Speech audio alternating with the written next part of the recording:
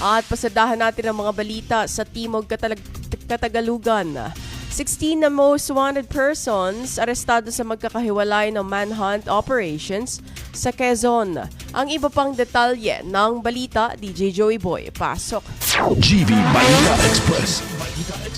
DJ Frankie, 16 nga na wanted persons ang naaresto ng Quezon Police Provincial Office sa serye ng manhunt operations sa iba't ibang bayan ng lalawigan ng Quezon. Ayon kay Quezon PPO Director Police Colonel Romulo Albacea, kabilang sa mga nadakip ang 4 na provincial level wanted persons, isang city level wanted person at 11 other wanted persons na nahaharap sa iba't ibang kasong kriminal.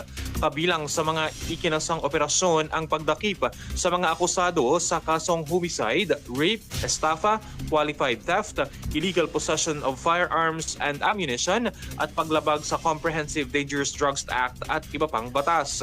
Iginiit naman ng Quezon Police na magpapatuloy ang pinaigting na kampanya laban sa mga wanted person upang mapanagot sa batas ang mga akusado at mapanatili ang kapayapaan at kaayusan sa lalawigan.